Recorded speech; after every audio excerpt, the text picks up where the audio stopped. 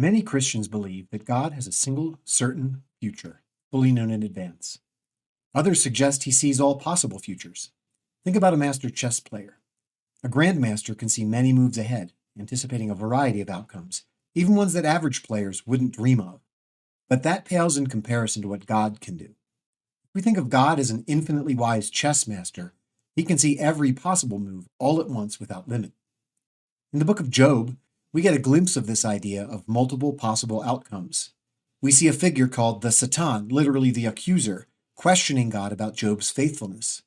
If God were operating with a single fixed future, as Calvinists, Arminians, Molinists, and others believe, why would the accuser even bother to challenge Job's devotion? But if God is like a chess master who can see all possible lines of play, rather than just one certain path, it offers a different picture of what's going on. In Job's opening chapters, the Satan, the adversary, appears among the sons of God in the heavenly court. Will Job remain faithful or not? Let's look at how different theological views handle this scene. In Calvinism, God decrees every event. The adversary simply carries out part of the divine script, so the outcome is certain from eternity. In simple foreknowledge or classic Arminianism, God sees the future like a film that's already been shot. He doesn't decree every detail, but the future is still a single, fixed timeline in his knowledge. Molinism states that God knows what any free creature would do in any given circumstance, and chooses to create the specific world that fits his purposes. Once God actualizes that world, the future is locked. He already knows which path unfolds. In all of these scenarios, the future is essentially set, whether by decree, by God's simple foreknowledge, or by God's selection of a specific world out of many possible worlds. Open theism, by contrast, suggests God knows all possibilities and probabilities. The future is yet to be determined. So when the accuser challenges God regarding Job, it reflects a genuine question about how Job will respond.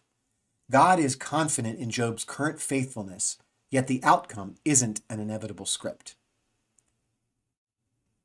Now there was a day when the sons of God came to present themselves before the Lord, and Satan also came among them. The Lord said to Satan, "From where do you come?" Satan answered the Lord and said, "From roaming about on the earth and walking around on it." The Lord said to Satan, "Have you considered my servant Job? For there is no one like him on the earth, a blameless and upright man, fearing God and turning away from evil." Then Satan answered the Lord, "Does Job fear God for nothing? Have you not made a fence around him and his house and all that he has on every side? You have blessed the work of his hands, and his possessions have increased in the land.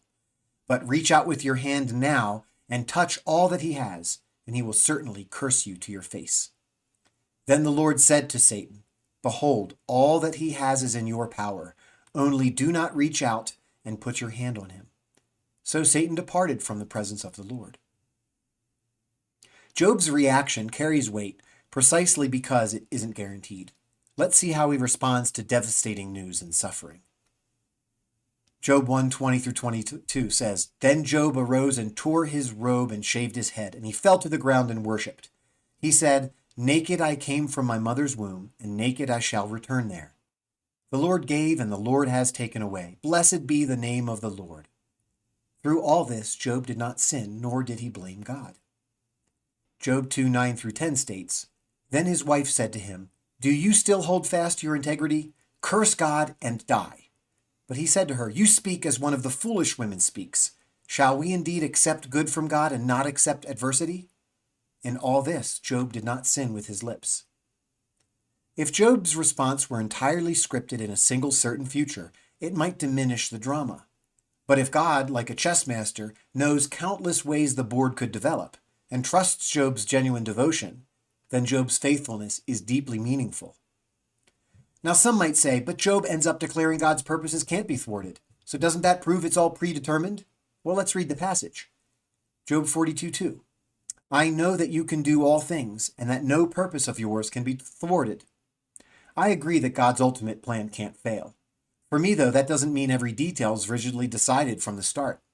Instead, like a grandmaster who can steer toward victory no matter how the opponent moves, God's infinite wisdom ensures his overarching goals will succeed, even if free creatures have multiple possible paths. Some point out that Job is wisdom literature. perhaps more like a parable. Whether you see it as literal history or a literary masterpiece, the tension is real. A free moral agent, Job, is tested. An intelligent accuser, the Satan, is trying to prove Job's devotion is only skin deep. We see the broader biblical pattern of genuine contingency in places like Jeremiah 18, 7 through 10, where God says he'll relent from disaster if a nation repents, another sign that he responds to what happens, not just unrolling a preset timeline.